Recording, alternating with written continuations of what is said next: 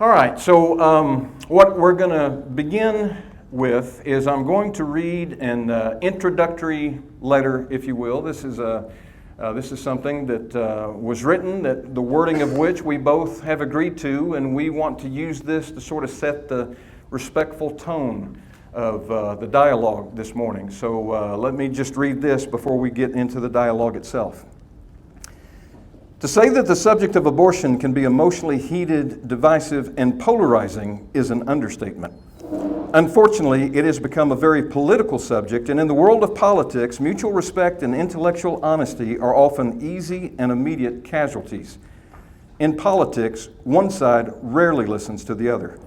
Instead, each side will try to corrupt, shout down, or silence the other's message, and many will passionately adopt the attitude that the ends justify the means and are willing to sacrifice civility, the truth, and in some instances, the lives and the livelihood of others. This morning, we'd like to step outside of that political warfare and have a respectful and educational dialogue in regard to the topic of abortion. Now, our hope is that from the perspective of the layperson, this will help each side better understand the other so that a more civil dialogue can be held. Now, the debate is often framed as if it were a battle between two sides with completely different value systems. It's routinely presented as an either-or debate. Either you feel strongly about protecting personal liberty and women's health, or you embrace the sanctity of life. You have to pick one or the other. However, this can be very misleading. It would be inaccurate to say that your typical pro-choice advocate is somehow anti-life. If you think of the stereotypical pro-choice person as being left-leaning politically, you'll find that the political left has a long history of being pro-life in general. Many take a stand against the death penalty because they are pro-life. Their concern is not limited to human life, as they have a reputation for having respect and compassion for all forms of life. Likewise, it would be inaccurate to say that your typical pro-life advocate is somehow anti-choice. If you think of the stereotypical pro-life person as being right-leaning politically, then you'll find that the political right has a long history of being pro-choice in general. Many take a stand in favor of personal liberties and against government interference and regulation. The political right has long been a champion of individual freedoms. Both sides embrace the sanctity of life and personal freedom. The problem arises when the rights and the freedoms that we all seem to agree upon conflict with one another. Where do we draw the line when one person's right interferes with the right of another or others? When a woman is pregnant, there are two humans involved. When their rights conflict, whose right and interest should prevail and why? This morning, we would like to invite you to respectfully listen and consider each of the positions presented. Now, my name is John Murphy, and I'll be presenting the pro-life position. I currently serve as the director of this Austin chapter of Reasonable Faith. Reasonable Faith is a Christian ministry that attempts to integrate reason and faith. I'm also a certified apologist with the ministry Reasons to Believe, and I've spoken publicly on a diversity of issues in a wide variety of settings. Reverend Kathryn Barlow-Williams will be presenting a pro-choice position. Pastor Kathryn currently serves as pastor of Central Presbyterian Church in Austin. She graduated from Princeton Theological Seminary, where she received a master's in divinity. And during her ministry, she has changed from the pro-life position to now holding a pro-choice perspective, and her talk will detail the reasons for this change. So this is how things are going to unfold. I had sent Kathryn an email asking her if she would rather go first or second, and she replied, "I can take you whether I go first or second." Actually, she said that it really didn't matter to her, but if she was going to have a choice, she would like to go second. So I'm going to present first, and so I will speak for 30 minutes. And then she will speak for 30 minutes. I'll give a pro-life position. She will give a pro-choice position, okay? After that, we will each have a 10-minute rebuttal time. So I will have an opportunity to address her. She will address me. And then we will move to a Q&A portion. The Q&A will begin with me asking her a question. And then she'll have an opportunity to ask me a question. And then we'll move to the audience, to the floor, and we'll allow each of you to ask questions. We'll go into more details when we get to that point. 3 notes before I begin real quick. First of all, I want to say thank you very much to Kathryn for participating in this, because it's a challenge to find someone who would be able to take on a subject like this and to be willing, who's not so buried in the political side of things that they would be respectful. And when I invited her to do this, her first response was, "Thank you so much for inviting me." She was honored to be able to participate. The other thing that I have to appreciate, and I hope all of our chapter members appreciate, is that it takes a tremendous amount of trust on her part that she's going to come to this chapter that's going to be full of people that almost certainly has a different belief, and that we're going to be honorable and respectful and treat her with grace. So if you enjoy this dialogue today, please make sure that you say thank you to her before you leave. The second note is, as with all of my presentations, every word that you hear me say is going to be in my notes. We're going to have a set of notes over there on the book table. These notes are not for sale. In addition to what you'll hear me say and the citations, there's another 90 pages of quotes and other details that dive in further in regard to the topics that I'm going to be presenting. This is one of my most extensive set of notes that I've put together yet. Again, I don't charge anything specifically, but if you would be willing to make a donation of $3, $4, $5 to kind of help cover the cost of the printing materials and so forth, it would be greatly appreciated. If you don't have that money with you, or if you're just not willing, you don't think it's worth that, but you still want a copy anyway, then please feel free to take a copy with my compliments. I would much rather you have a copy of the notes than worry about any sort of reimbursement. And then finally, I think it's important for everybody to keep in mind, I have not heard her pro-choice position. She has not heard my pro-life position. Therefore, I'm certain that I'm going to be addressing some pro-choice positions that she probably doesn't hold. I think there's probably a pretty good chance she may address some pro-life positions that I don't hold. So hopefully in the rebuttal time and in the Q&A, that'll be a better time for us to dialogue with each other in regard to our respective positions. So, without further ado. So some try to assert that the pro-life position is strictly a religious position.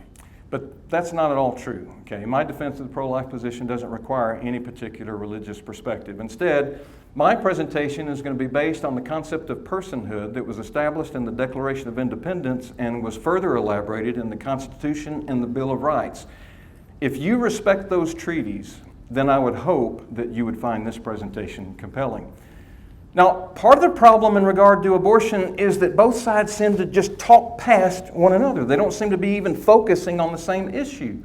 One side focuses exclusively on the rights of the unborn. The other side only talks about the rights of the mother and the health of the mother. So what I'd like to do is suggest a central premise on which both sides agree, and then see what it is that causes us to diverge from that agreement. Okay? So in 1994, Susan Smith of South Carolina frantically reported that a man waving a gun had stolen her vehicle and that her 2 boys, 3-year-old Michael and 14-month-old Alex, were still in the car. Now, as a nation, we were gripped by this story as day after day we listened to law enforcement give us updates on what they knew, and we all agonized with Susan Smith as she continued to plead for the safe return of her boys. However, over the course of the week, the police noticed that the details of her story weren't quite adding up, and as they began to press her more and more in regard to the details, she would eventually break down and confess that she had strapped both of her boys into their car seats and rolled her vehicle into the lake where they would both drown.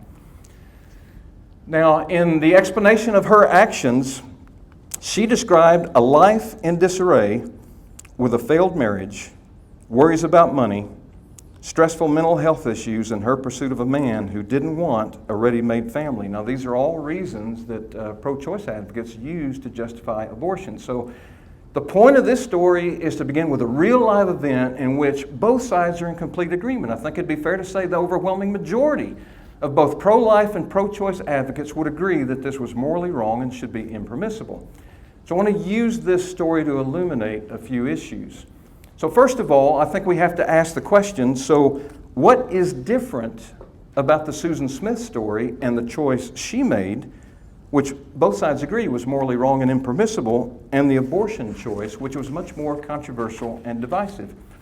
Well, in academia, there appear to be two main differences. The first one is that both sides acknowledge that the boys were human persons and further agree that human persons have a right to life. However, many pro-choice advocates do not think that the unborn are persons with the same moral rights. And the boys were not physically dependent upon their mother in the same way that the unborn are physically dependent upon the pregnant mother. Therefore, the mother's personal bodily autonomy could potentially override the unborn's right to life. So these two positions are going to receive the majority of my attention this morning. Now, if you are interested in a logically valid, rationally defensible pro-choice position, it's important to recognize that many of the pro-choice arguments that you hear are emotionally driven and logically fallacious. Now, emotions are important for compassion and for empathy, but our feelings and our moods and our passions are notoriously irrational, and they provide an unstable foundation for justice. Okay? There are these popular arguments, these popular emotional arguments are the ones that you will hear from politicians and from lay people and sometimes in the social and general news media. Now, Marianne Warren is an American philosopher who's best known for her pro-choice writings, and she very frankly acknowledged, because pro-choice advocates have never adequately come to grips with the conceptual issues surrounding abortion, most, if not all of the arguments which they advance in opposition to laws restricting access to abortion fail to refute or even weaken the traditional anti-abortion argument that a fetus is a human being and therefore abortion is murder. Now, these arguments are typically one of two sorts. Either they point to the terrible side effects of the restrictive laws, for example, the deaths due to illegal abortions and the fact that it is poor women who suffer the most as a result of these laws, or else they state that to deny a woman access to abortion is to deprive her of her right to control her own body. Unfortunately, however, the fact that restricting access to abortion has tragic side effects does not in itself show that the restrictions are unjustified, since murder is wrong regardless of the consequences of prohibiting it. Perhaps the most common fallacy that you'll hear is a fallacy known as begging the question. Begging the question is when one assumes to be true the very point they really should be demonstrating is true. So, for example, if you were to ask someone, why do you think that the Bible is true and without error? And if that person responds, well, because the Bible says that it's true and without error. That would be an example of begging the question, right? They're assuming to be true the very point they really should be demonstrating is true. It's a form of circular reasoning. And its irrationality is easier to see if you take one of these emotional reasons used to justify abortion and then use that reason to justify something else that's more clearly and obviously wrong. So, for example, many pro-choice advocates like to appeal to the notion of coat hangers and back alley butchers as a consequence that women will be, quote, forced into if the right to an abortion is removed. But would that same argument work in the case of Susan Smith? Trying to roll that vehicle into the lake at night by herself was dangerous. She could have easily slipped and fallen into that vehicle and potentially injured or even killed herself. Should we pass a law legalizing her actions so as to prevent other desperate women from injuring themselves trying to do the same thing? Should we pass a law legalizing theft in order to prevent desperate criminals from injuring themselves, breaking the glass of vehicles or homes as they try and break in? Well, if you answer no, then you can easily see how the same argument on behalf of abortion is clearly begging the question. It only works if you assume that abortion is morally permissible in the first place. The arguments don't work when you're trying to justify something else that's more clearly and easily wrong. Now, I spent about 10 pages in my notes addressing arguments that beg the question, but given my time this morning, I'm going to spend the majority of my time addressing the two issues discussed previously, and so I'd like to begin with a personal bodily autonomy argument. Now, there are some who say that the issue that abortion is an issue of sexual freedom, and that the mother should have a right to freely decide whether or not to use, for the fetus to have the use of her body, and that each person should have the sole right to determine what they can and can't do with their body. This is known as the personal bodily autonomy defense. However, this is not about sexual freedom. Exercising sexual freedom is what led to the pregnancy. Now, many pro-choice advocates will behave as if a pregnancy is sort of like a cancer, that it's something that just kind of popped out of the blue. I don't know how that happened, without acknowledging the voluntary actions of both the man and the woman that actually led to the pregnancy and the creation of the human being. Now, this is a matter of sexual responsibility. And philosopher John Wilcox very frankly elaborates, noting, when you voluntarily engaged in intercourse, and you knew or you should have known what that could entail, then you did, by that act, give the fetus the rights to your body. And that you did, by that act, acquire responsibility for whatever fetus might be conceived as a result of that act. Now, this would be like driving and then being responsible for the automobile accident that you caused. Who else could be the responsible party in a normal conception except one or both of the two who engaged in the intercourse? Now, this responsibility is especially true given the abundance of contraceptive methods that are available today. These vary from the free and inexpensive, like abstinence, like non-penetrative sex and condoms, to the more permanent and expensive sterilization via tubal ligation or a vasectomy, with a whole host of options in between. There are even several examples of emergency contraception which are available and effective 3 to 5 days after unprotected intercourse. Now, these are not abortifacients like RU-486 that terminates a pregnancy and therefore terminates a life. Instead, these inhibit or delay ovulation, or they interfere with sperm function or viability. With so many pregnancy prevention options available today, there is no reason that terminating the life of a human being should be added to that list. Furthermore, personal bodily autonomy is another argument that begs the question. Hardly anyone would agree that anyone should have a right to do anything with their body for any reason, at any time, at any place. A well-functioning society is going to place limits on what people can and can't do, especially when the lives and the livelihood of others are potentially at stake. The pandemic gave us some really great examples of the begging the question nature of the personal bodily autonomy argument. In September of 2021, when public performances were just beginning to be held again, I took my nieces to a concert in Dallas by an international rock star. And during the concert, to great applause, I might add, he delivered his pro-choice message saying, "Don't let anyone tell you what you can and can't do with your bodies." I could not help but chuckle when he said that, because at the time, each artist set the pandemic requirements for attendance to their shows. And in order to attend his concert, we were all required to show proof of vaccination or a negative COVID test via an app 48 hours before we entered the concert.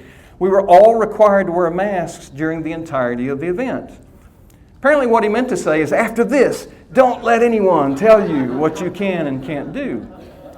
It was during the pandemic that the political left was then interfering with personal bodily autonomy by introducing vaccine, mask, and social distancing mandates. And then it was the political right who took a cue from the left saying, hey, my body, my choice, right? So if, for the safety and the sake of others, you agree that a well-functioning society should place limits on what people can and can't do, then you agree that society has a right to place some limits on personal bodily autonomy. And if you agree that society has a right to place some limits on personal bodily autonomy, then you must decide whether abortion falls within or outside of those limits. And here's the thing, if you think that abortion falls outside those limits, then you have to justify that belief beyond simply appealing to personal bodily autonomy.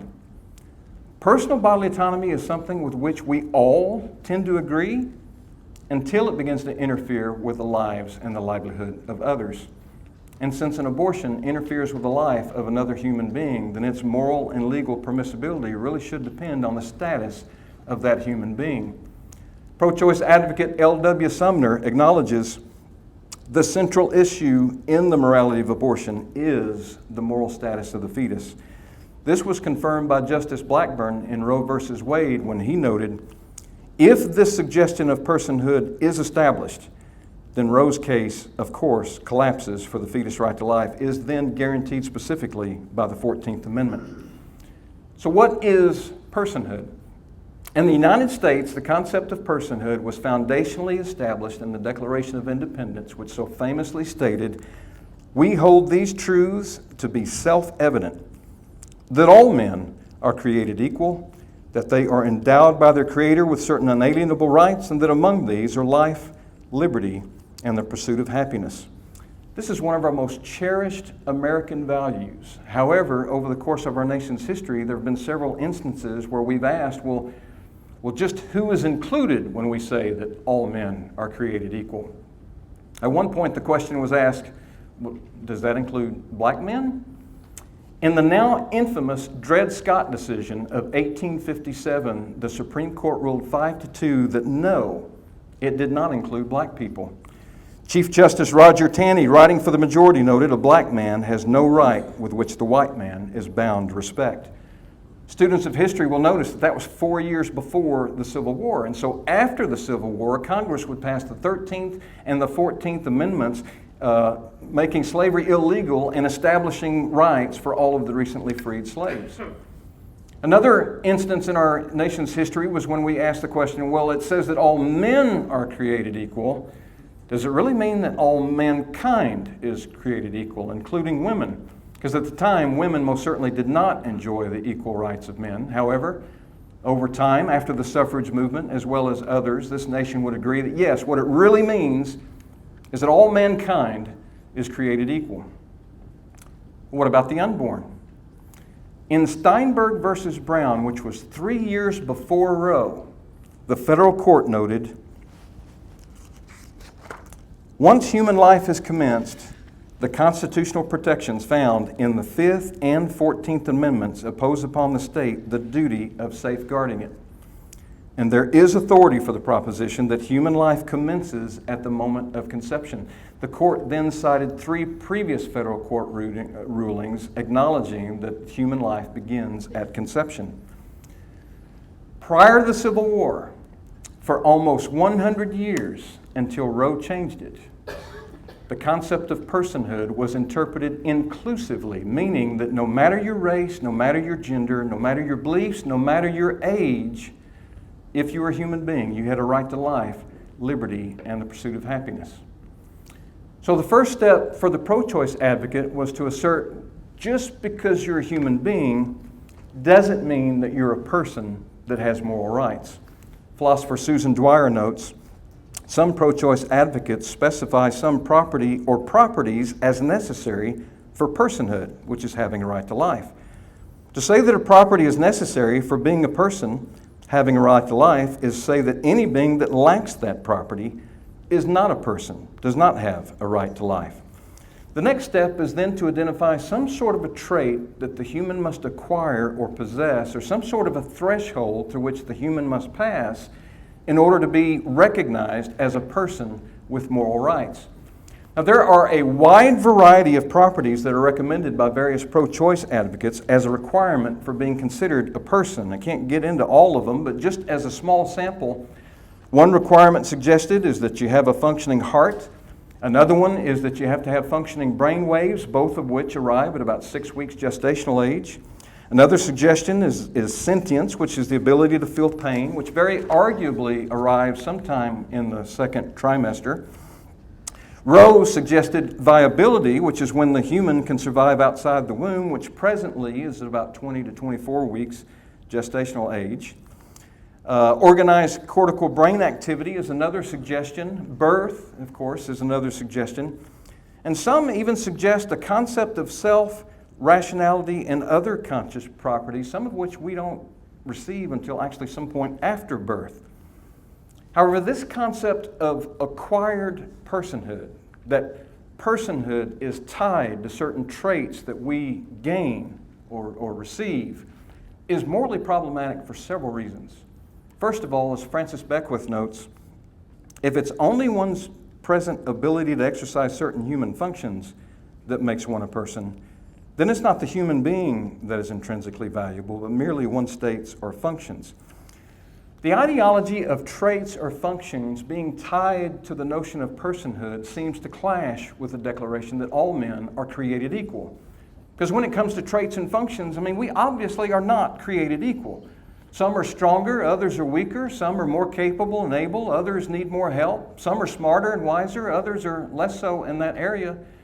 The notion that all mankind is created equal seems to imply that we turn a blind eye to the traits, the functions, and the capacities of each individual, and instead we bestow upon everyone equal value, worth, and rights, despite our obvious differences. Second, if human rights are based on the acquisition of certain properties or functions, then why must all humans be considered equal? Some are naturally going to have more of the trait or the function in question. Might they not be privileged to more rights than others?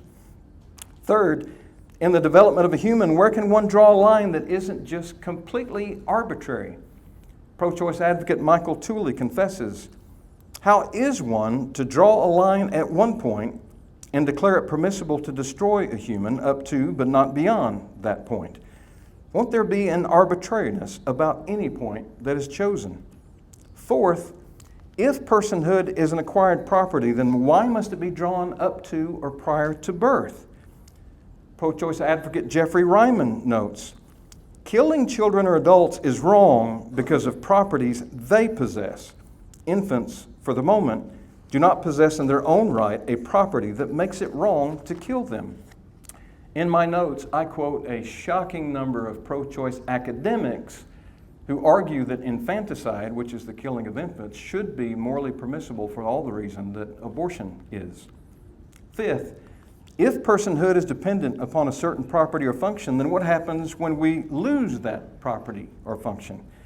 Princeton chairman of bioethics Peter Singer promotes the idea that moral personhood ought to be assigned on the basis of cognitive capacities, and that we have, quote, a moral obligation, end quote, to kill the aged and infirm because they consume far too many of our medical resources. Sixth, humans that various pro-choice advocates have suggested for exclusion from personhood include the unborn, infants, severely handicapped children, Down citizens, Alzheimer patients, and senile adults.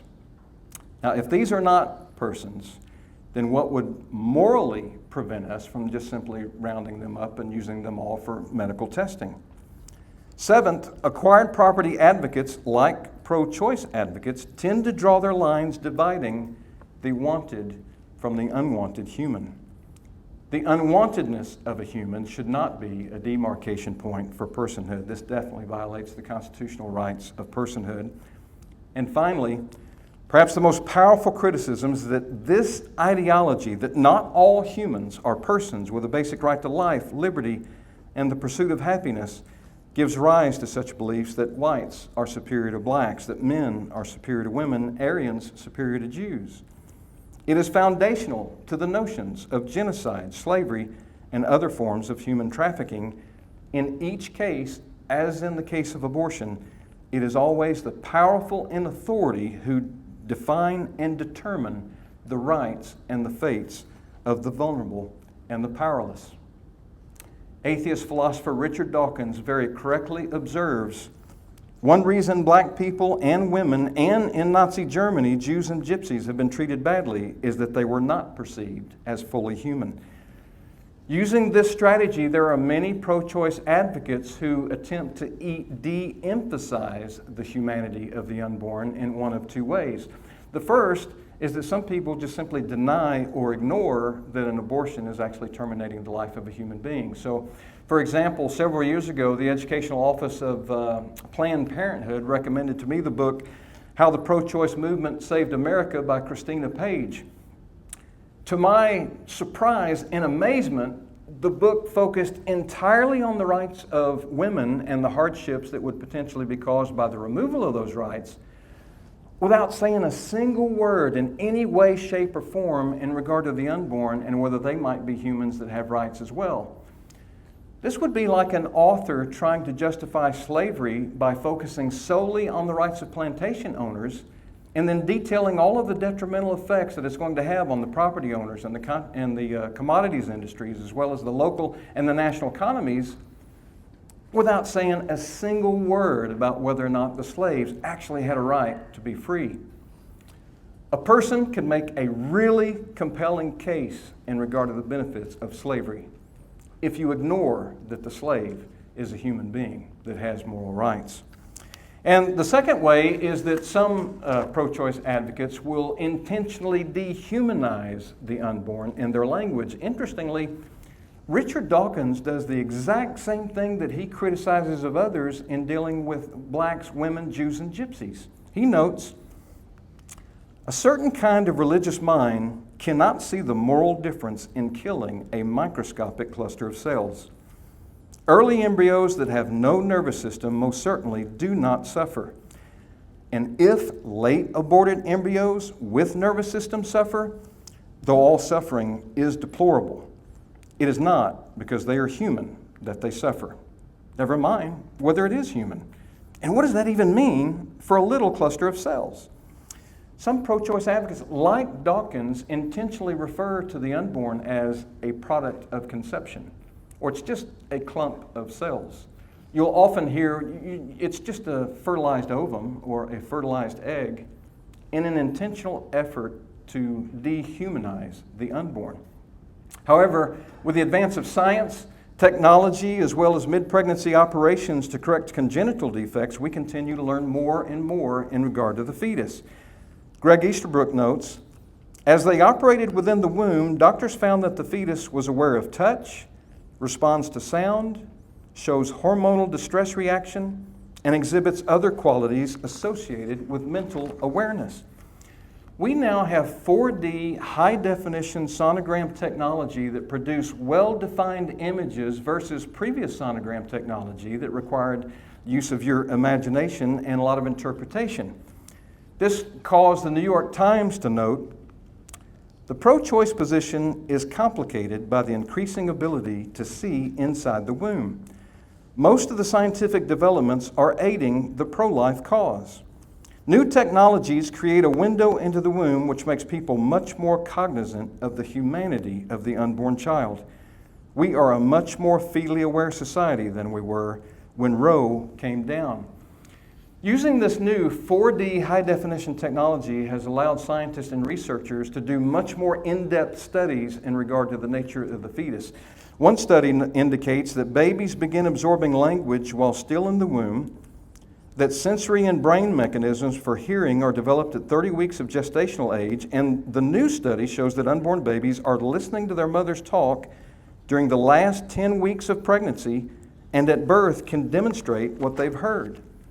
Another study notes prior research has demonstrated that the late-term fetus is capable of learning and then remembering a passage of speech for several days. In this study, fetuses begin to show evidence of learning by 34 weeks gestational age and, without any further exposure to it, are capable of remembering until just prior to birth. And then yet another study notes, the main aim of this study was to examine whether fetuses respond to the touching of the mother's abdomen, and if they do, whether they differentiate based on familiarity and the source of touch.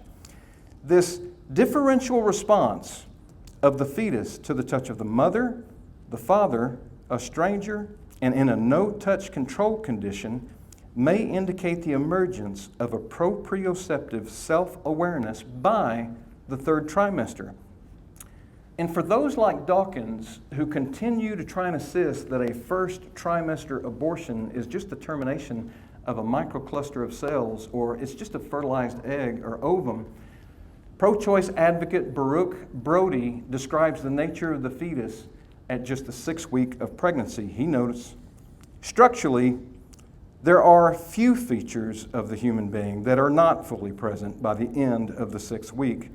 Not only are the familiar external features and all the internal organs present, but the contours of the body are nicely rounded.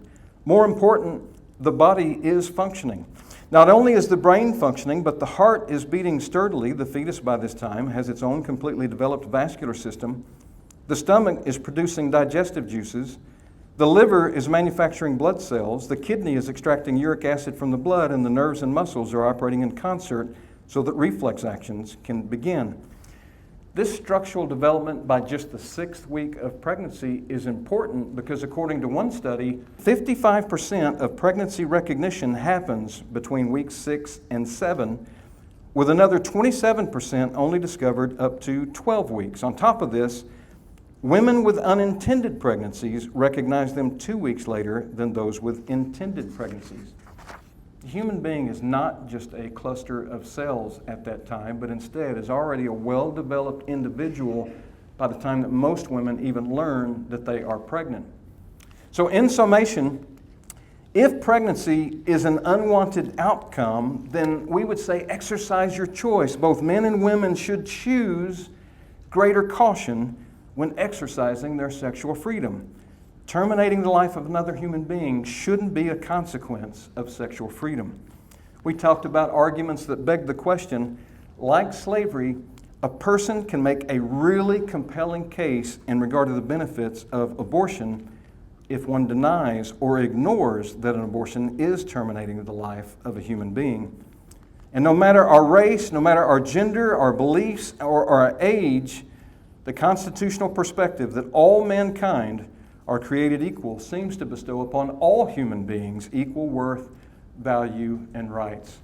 And I think that this pro-life position does the best job of representing that statutory ideology. Now, I'm going to ask you not to applaud at this point, okay? I'm going to ask everybody to hold your applause until the very end. I want to avoid this seeming like a presidential address, okay, where every time the president clears his throat, his party stands up and gives an ovation. And anytime he makes a point, the other party's, all bored and everything. So again, we're going to try and get away from that. So please, if you will be respectful, and if Pastor Kathryn is now ready to deliver her presentation.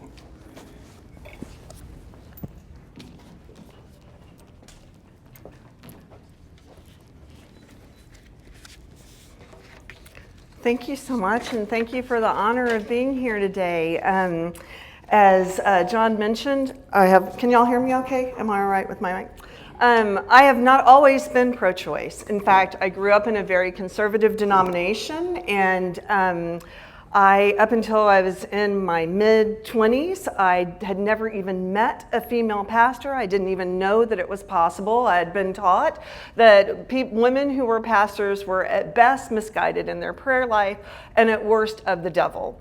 And it was not until I went overseas to Paris to be a nanny for a year, and I walked in, I really only went to church honestly, because they spoke English, and at the time I was living in the suburbs with a French family and I was desperately lonely, and they served free cookies and coffee. So I went and I was greeted by a woman who asked me if she could help me, and I said, I'm looking for the young adult Sunday school class, and she said, oh, I'm Ann James. I'm the associate pastor here. And she said, I can take you to the class, I'm leading it.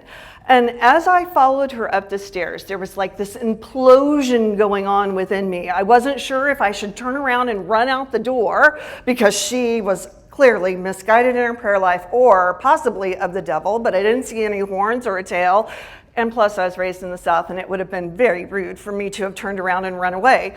So I stayed, and what I learned from her was this ability to truly listen to others even when you do not agree with them necessarily.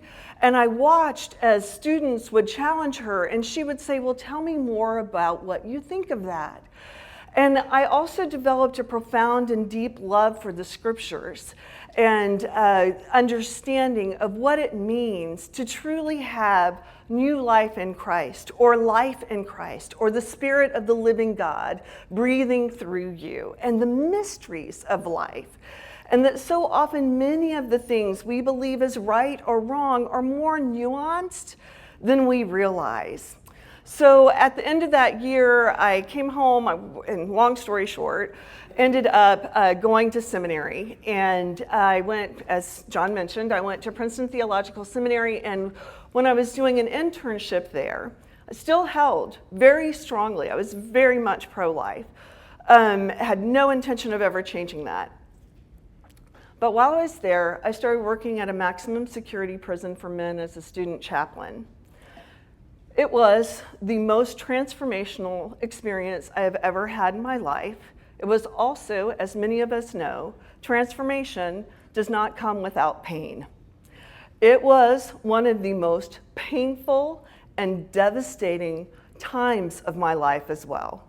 I think I cried every day. Because walking into that prison was the first time I had been exposed to life's harshest realities. And it would start before I even passed the first door that locked behind me. It started as I watched mothers and their children line up in the waiting room to see their husbands, their dads, who would be there forever and ever. And there are certain things you never forget, like the smell of the prison, the stale air, the pungent body odor lingering there with a hint of cigarette smoke. It never escapes your memory. And at one particular time, this was when the first crack to my firmly held belief that abortion was wrong, that it was killing a baby. This was where the first crack in that firmly solidified concrete belief held. I was sent to visit a man who was in solitary confinement, and he probably should have been there, especially on this particular day. I don't know what his issue was, and we're told not to ask, like, why are you here? But there was a still door between us, and I was very grateful that there was one there. And it's a little bit like what you see in the movies. The still door, I had a little stool that I could sit on, and at the bottom kind of the door where I was hunched over on my little stool, I could look through the tray where they slide his food back and forth.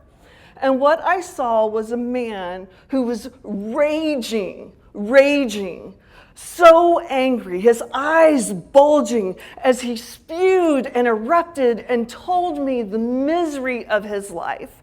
I will not use the word to use because they are not appropriate. But what he described to me was a life of horror. He was born to a mother who was addicted to crack cocaine. He was born, never knew his father. He had multiple siblings and didn't know who their father was. And he said, I never knew where I was going to sleep at night or what I was going to eat. And he said, do you see this life I'm living in here? This is the best life I've ever had because I get 3 meals a day, I can take a shower, and I know where I'm going to sleep every single night. This is the best life I've ever had. And it was a horrible, horrible life. And then he said to me, and you're gonna sit there and tell me that some white cat in Washington is gonna tell and I am changing the words and taming them down, I'm giving you the Disney version here, tell my mother, who is a sex worker, addicted to crack cocaine, that she doesn't have the right to an abortion? I would have been better off if I had never been born at all. Oh, what a compelling argument. I didn't know what to say. I still didn't change my belief, but I was like, oh my goodness, you're right. What resources were available for her? And if this is your best life, who would I be to judge a woman for ending or terminating a pregnancy? I'd grown up very firmly in a tradition that talked about new life in Christ all the time. I remember those experiences in the prison, wondering where that hope was for these men. And the chaplain that I worked with would constantly tell me, Kathryn, you're not here to fix anything. You're here to be a ministry of Christ's presence of love for others, and that alone is healing and hope that many of these men have never seen in their entire lives. That would be the first crack, but then there were other little cracks. And eventually, when you really stop and study the history about how this cause, the right for women to have the right to choose, became a thing of the conservative Christian movement, it didn't happen as soon as Roe v. Wade was overturned. Roe v. Wade was overturned, I believe, in 1973, correct? I think that's right. And when it was first came out, it was actually supported by the Southern Baptist Convention. And when it was approached, like when somebody said, well, what do we think about this? They said, you know, we think this should be between a woman and her doctor. And y'all can look that up. I put handouts over there that y'all can look up and fact check all of this. And it should be between a woman and a doctor. When the moral majority came to rise, and when they decided to take this issue on, it became when the government decided they would no longer fund private schools in the South, well, anywhere in the United States, that insisted on being a segregated school.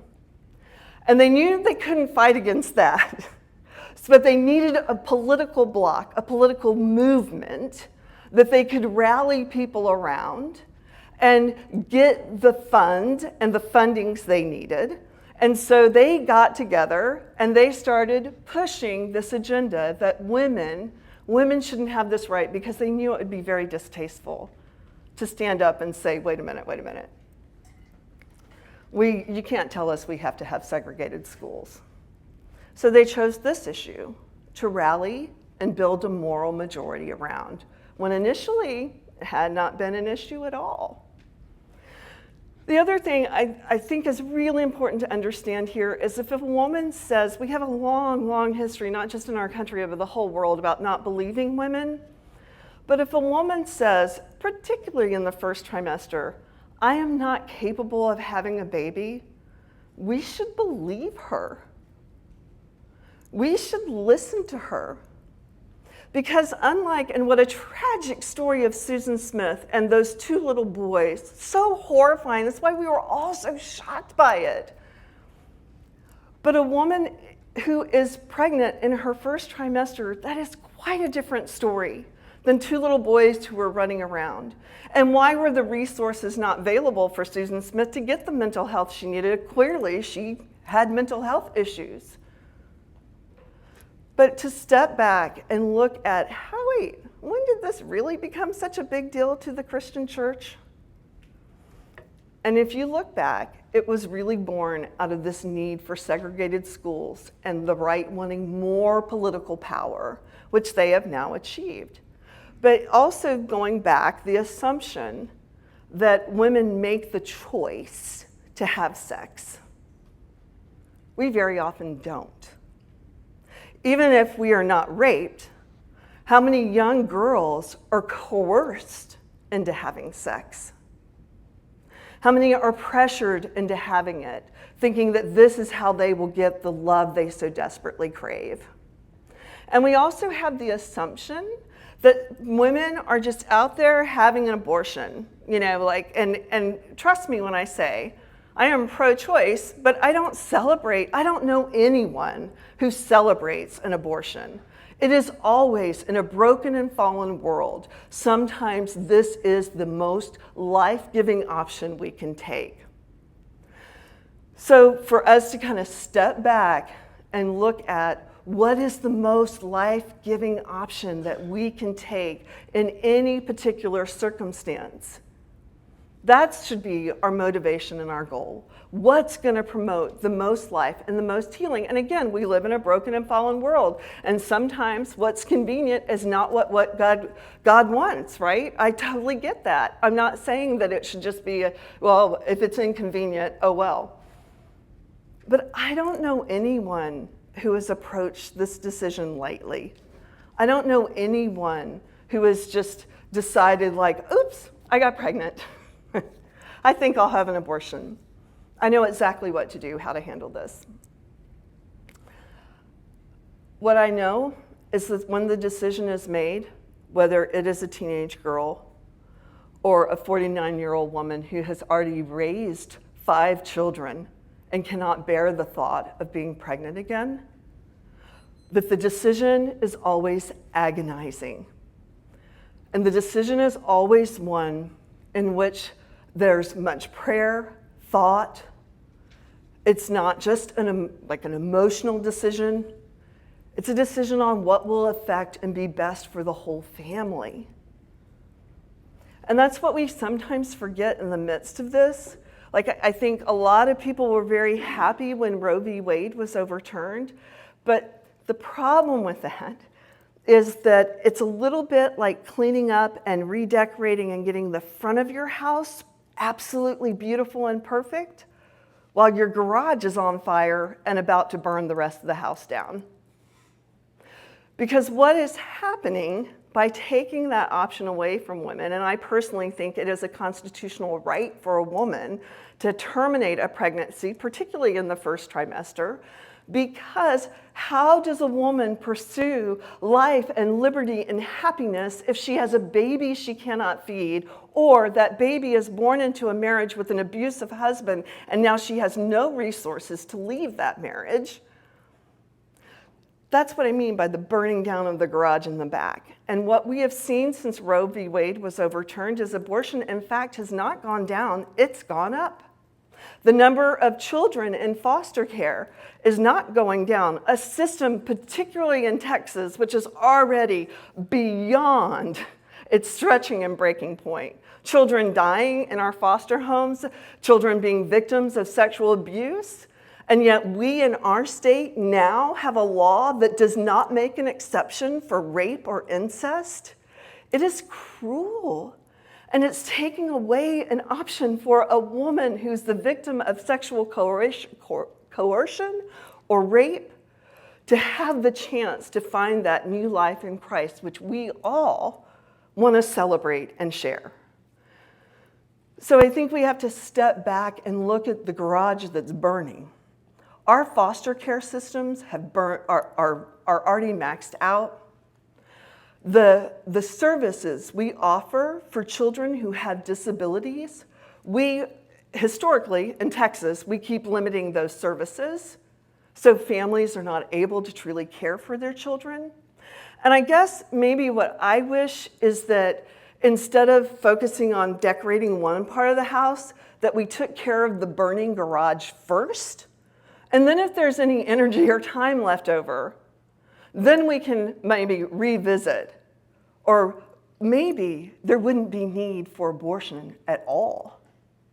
Because the assumption is that, I can't think of any other law on the books that would affect the man the way this decision would affect a woman. There's not one.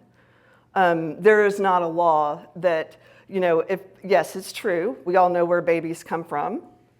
However, when a woman gives birth, it is her life that's being put at stake. In the state of Texas, women are 14 times more likely to die in pregnancy than they are after an abortion. Men will never suffer that consequence. Men will never know what it is like to have the changes going on in your body due to a birth. So it is very, very, I think it's convenient to be able to say, well, this is right and that's wrong, and so, you should never terminate a pregnancy. But we all know that it's women who are predominantly the ones whose lives are put on hold, even when they choose to have the baby, even when they really want a baby. It's women whose lives are changed most significantly. So we should listen to them. If overturning Roe v. Wade worked, maybe there would be something to celebrate, but it's not working. So what we're doing is taking away and putting our youth and our women in situations where they don't have the right to pursue liberty and justice and happiness. And it is telling them that we know better than you what you are capable of doing. And there's a lot of arguments, there's a lot of when does life begin? And quite frankly, I don't know that it matters quite as much as just listening to a woman and trying to be there and help her. Do you know how many women have become pregnant since Roe v. Wade was overturned due to rape? Women in Texas, just Texas, 26,000 Texans are estimated to have become pregnant as a result of rape since the U.S. Supreme Court struck down Roe v. Wade in June of 2022. That is the highest number of the 14 states that enacted total abortion bans. The garage is burning, but we overturned Roe v. Wade. Front of the house is beautiful. Garage is burning, and it's coming our way. So, to me, I don't think that overturning Roe v. Wade is nearly as big of an issue as the children who have already been born who desperately need our help, like Susan Smith's children. They could have desperately used our help. They didn't get it. She didn't get whatever services or mental health services she needed. But if we go back to, well, when does life begin? That's the age-old question. Scripturally, Scripture doesn't say anything about abortion, and in terms of the founding fathers and the Constitution, Benjamin Franklin had a method, had a way, to promote abortion, to help women whose lives would be devastated by this. We also know that the inability to terminate a pregnancy disproportionately affects minorities. It is a way to keep people kind of in their place, women in their place. We know that the level in Texas, God help you if you are a black woman who's pregnant, because your chance of either having a preterm low birth baby or your infant dying in childbirth or you dying in childbirth is significantly higher than that of women. Garage is burning, front of the house looks beautiful. Why aren't we taking care of the burning garage? We also know a lot of times people talk about, well, it's so devastating for women if they have an abortion, they're never the same. But studies have proven that is not true. Studies have shown that that is not true, and perhaps if the church did a better job of not shaming people for their choices or women for their choices, they wouldn't have as much shame or guilt about it. But denying a woman abortion creates economic hardship and insecurity that doesn't just last for a few years, but generational. It transfers from generation to generation to generation. Women who are not allowed access to abortion are more likely to stay in contact with an abusive partner or husband. Their financial well-being is devastated, as I said, for generations, and that affects not only them, but then their children and their children's children. It's carrying an unwanted pregnancy to term is associated with poorer maternal bonding, such as feeling trapped and resenting the baby. Women who are denied abortion are more likely to have serious health problems than from terminating the pregnancy itself. And another thing that I always find curious is, like, we talk about, well, the effects of having an abortion, that it carries women all their life, they suffer from mental health issues. But then what about the women who didn't want to have a baby but were forced to? Their lives, some turn out to be happy and love the choice, but others don't. And then their children end up very much like the gentleman I visited in a maximum security prison for men, where they're wondering, why was I ever even born? When does life begin? I really, honestly, we often point to some of the beautiful written words in Psalms. I was knit together in my mother's womb. But when you look at Psalm 139, it is such a beautiful psalm filled with poetic imagery. It just expands your soul, doesn't it? If I rise up to heaven, you're there. If I go down to the depths of Sheol, you're there. But it also says that we were made from dirt. These are poetic languages. It's not a scientific truth, but poetic imagery to inspire us to understand that there's something so much greater than who we are and what we are. And when we talk about it, we need to back up and look about how Jesus treated women, and he believed them. He was always on their side. That was part of my conversion experience too, was when I stripped away what the church had taught me about the Bible and really read it for myself. I saw that Jesus always chose the people that were in the most desperate circumstances to follow them without judgment. And Jesus, I think, would have believed a woman if she said, I cannot do this. I don't think he would have ever judged her or condemned her. We also like to point when we're saying, well, when did life begin? Before I formed you in the womb, I knew you. That's from Jeremiah. But that's also talking to a prophet and a nation, not an individual. And in terms of, the poetic imagery we use, there's so much of it in the Bible. One of the Psalms says, I am a worm, but it wasn't a worm that wrote it.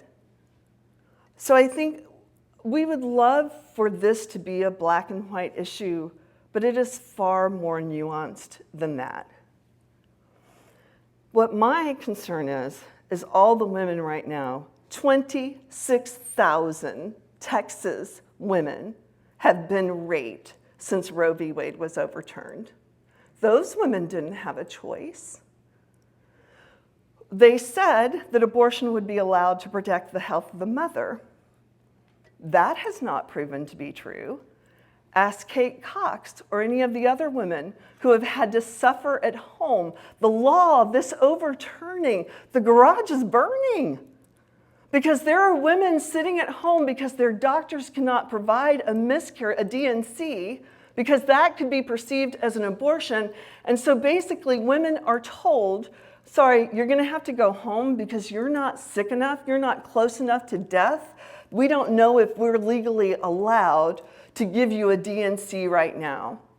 One particular woman, she ended up losing one of her fallopian tubes because the doctors could not perform the procedure after Roe v. Wade was overturned. Her chances of having a baby are far less now than they were before Roe v. Wade was overturned. I had from a personal experience, I had a similar experience. I had a miscarriage. The doctor said, you need to have a D&C because if you don't, you could have scarring and then it will lessen your chances to have a baby. And I was able to get that. Women today are not. The garage is burning. But the front of the house is looking okay for the moment. But as our foster care systems start to explode, as they already have beyond a breaking point, and as more and more women are trapped in violent relationships that they cannot get out of, we're going to see more of this pushing back. And yet, even though Roe v. Wade is overturned, abortion is still rising. So maybe what we need to do, instead of focusing on the woman who is forced in this position, is to do more education. More education not only for how babies are made for our young people, but also for men to respect women and to listen to them and to know that their body is their choice. And when a woman says no, she really means no, so you need to stop the first time she says no. We don't tell our boys that. Do you know my girls who are now in their mid-20s, when they were in high school, they were told they were not allowed to wear leggings to school, or they couldn't wear tank tops, because it could distract and cause the male students and teachers to keep from teaching and learning. This was less than 10 years ago. What about teaching our boys to respect women? What about teaching our adult teachers to respect our young women? The onus is always put on the women. But women then are said, oops, that's on you to fix. And we know this is what happens in pregnancy. So until we can fix the burning garage, I don't think there's much to celebrate with the overturning of Roe v. Wade. I think it's been devastating, not only for people who truly want to have families, but for women who cannot afford them, don't have the mental capacity to have a child. It seems that we just have not very much that can be celebrated in this moment in time, because it's not been effective, it's not been helpful. And I think it's very important that we come back to the truth and let people make decisions about what is best for their own lives. I don't believe in late-term abortions. I think that, I should say this, I should preface this. I think that should be left to the doctor and the mother. because there may be a reason for her health or the baby's health that would be the most life-giving option. But my hope and prayer is that really it's on all of us to go back, look at the history. When did the church really take this on? And why did they do it? And who is it really helping? And maybe if we're willing to ask those questions a little bit more, our prisons will not be filled with black and brown men. Maybe if we ask those questions a little bit more, our mothers will be given resources to raise their children. Women whose children have special needs will get the resources they need in our schools rather than being put on wait lists time after time after time again. Until we're ready to take care of the garage, I think, the burning garage, we need to let women make their choices. Because the reality is, we've just made things a whole lot worse for everyone.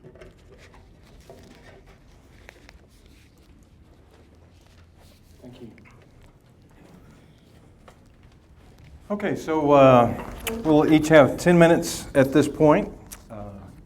I could probably use more 10 minutes. We might have to have another lunch sometime to talk about some of these issues. Maybe we ought to record that so everybody can have that.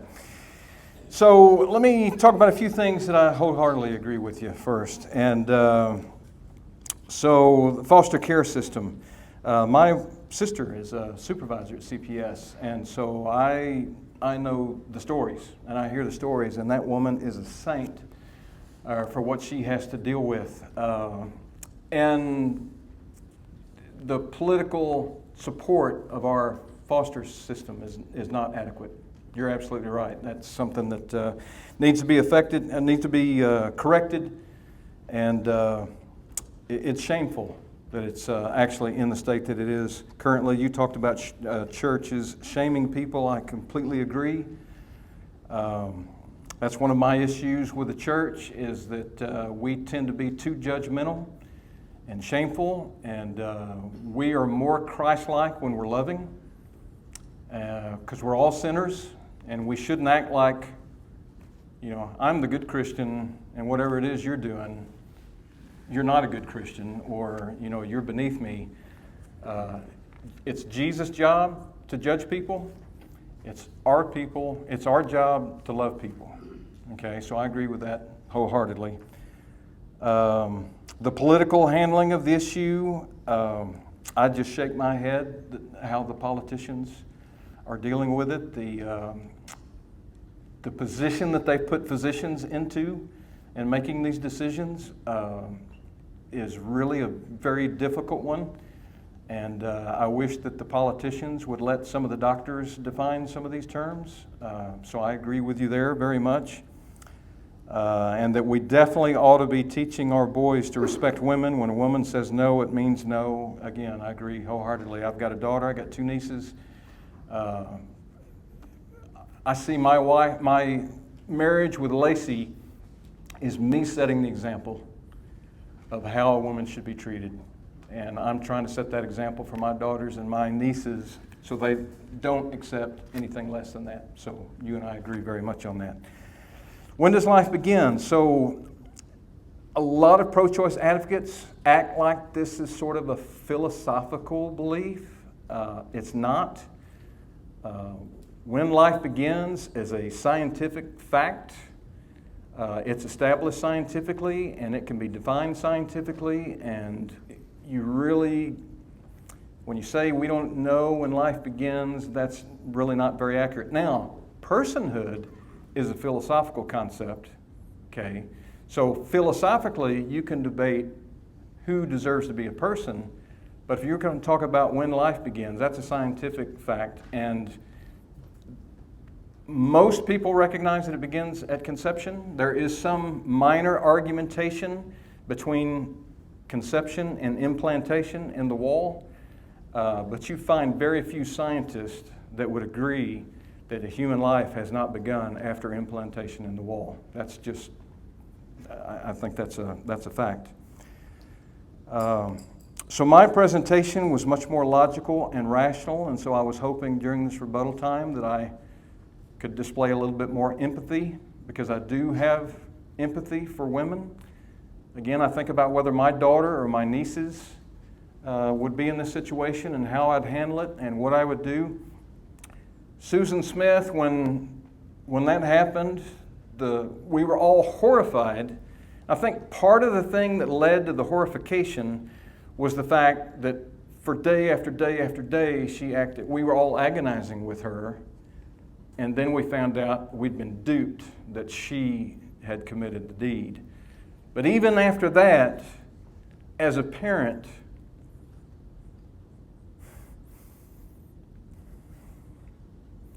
I have to wonder what situation could have possibly led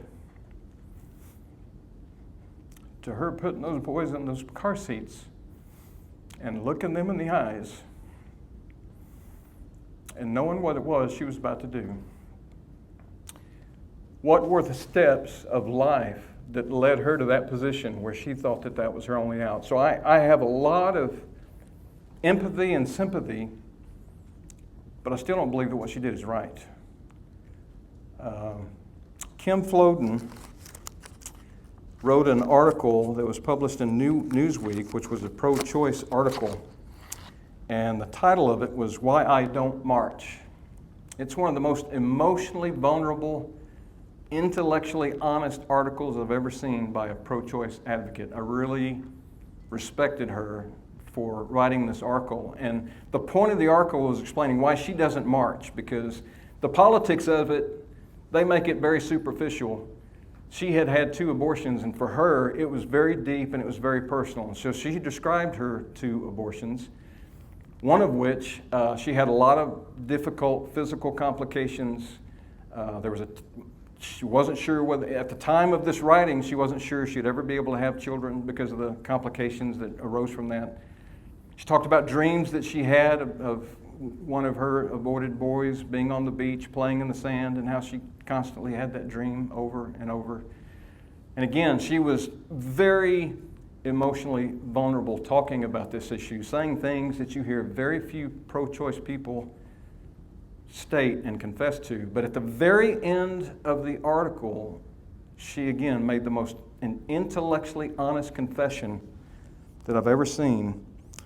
She said that my abortions were thrust upon me by my carelessness and what almost seems to be anachronistic biological laws. People make bad decisions for which they should not have to pay with their whole lives, and no one can legislate biology. I was pregnant, I carried 2 unborn children, and I chose, for completely selfish reasons, to deny them life so that I could better my own. It may not sound catchy, but it's the only way I know how to say it. And so for me, that's the issue with abortion. If you talk about the man in prison who suffered this horrible life and wishes that he had never been born, well, that's his choice. He was given that choice. I know a lot of people that were in the exact same situation that were born who enjoy their lives and love it. My wife and I have sponsored children at the Round Rock, Texas Baptist Children's Home for decades. The very first girl that we sponsored, she was 7 years old. She was the 5th daughter of a woman who was a drug addict, and she had sex with drug dealers in order to get her drugs. This 5th daughter, every one of them had a different father. So she had 4 half-sisters. Okay.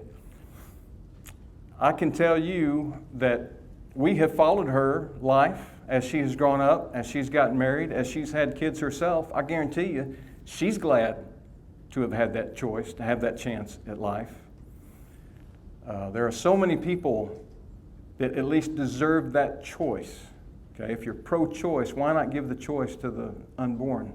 Let them decide whether or not that life is going to be better lived. Our family has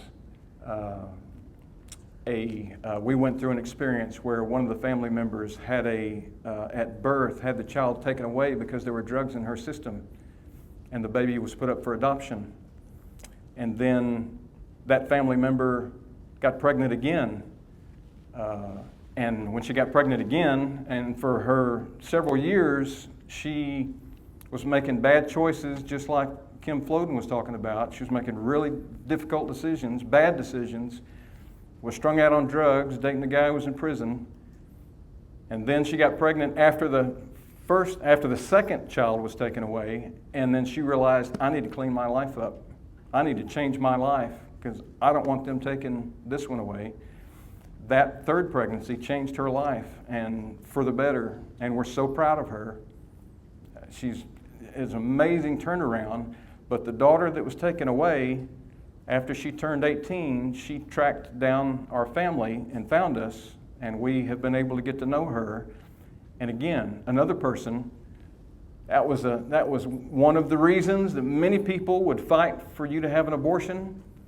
This is another person that is loving her life. She's married now. She's very happy. She's very glad to be in touch with her birth family, and we're thankful to be in touch with her again. So even though there are people who may want to end their life or think that their life isn't worth living, you should give them that choice. They deserve that right. They deserve a right to life, liberty, and the pursuit of happiness.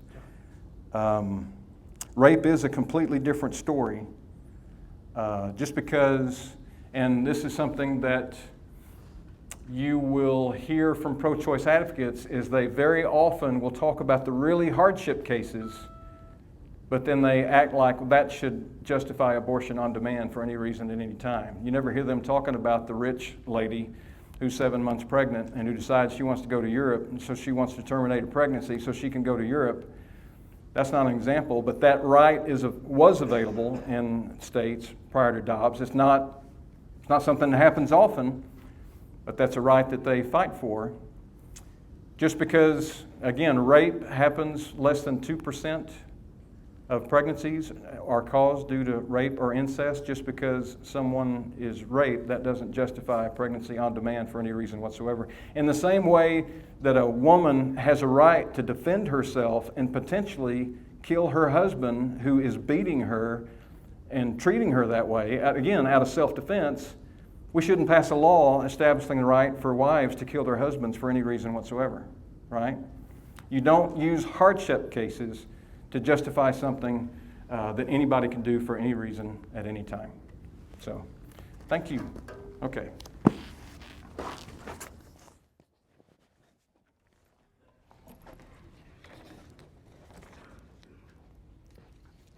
I just want to reiterate the nuanced piece of this. I think, one, I've never met a woman who had an abortion because she wanted to go on a trip. Just never done it. Also, the idea of choice. I just wish every politician, probably every pastor, every person who takes such a strong issue, such a strong position on any issue, particularly this one, I wish you had an opportunity to go and live for a year in the inner city. I wish you had an opportunity to work every day in a maximum security prison, because I think that experience would open your eyes to how choices become very limited when you never had an opportunity to go to school, when there was never food in your home, when you didn't know where you were going to sleep, when your parents suffered a mental illness and that mental illness was passed on to you. The idea of choice between somebody who has means, and by means I mean that you can pay your rent. I don't mean wealthy. That's a very different story. I just think it's way more nuanced than what we are saying. And I don't, I'm not just pointing, or I don't want to pretend to just point that because of rape, then every woman should be able to get an abortion, but to diminish it and to say, well, it's only such a small percentage, tell that to one of the 26,000 women who have been impregnated from rape since Roe v. Wade was overturned.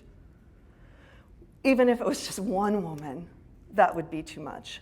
But it's 26,000, and abortion's still going up. So what have we solved? What's helped? Where's the life in that? I think we've just made a big fire and a big mess that more of our foster system is going to be overburdened. We're going to have more people feeling like they're in a position where they don't have the choice to choose life and to choose living in a way that produces life. So what my hope would be is that we can all walk away from this, because one of the reasons I said yes was not just to talk about the abortion, it's because I am deeply concerned that we are now living in a world that is so polarized that we can't even have conversations anymore. And I don't believe that anybody is all right or anybody is all wrong, but that by talking together, we can begin to understand a truth beyond the one maybe that we have always grown up with. And we can expand our vision of what is loving, what is life-giving, what promotes life and healing. And sometimes I'm not saying always, and God bless the woman who had the abortion and felt guilty after it because it was only a convenience, but that's not always the case either. Some women are so grateful they could have it because it saved their lives. It gave them the ability to get out of a horrible marriage. It gave them the ability to take care of their other children that they already had. It's not always a matter of, oh, it's just too inconvenient right now. Sometimes it is literally a matter of life and death for women. And it's one that men, by and large, don't have to make or pay a lot of consequences for, but women do.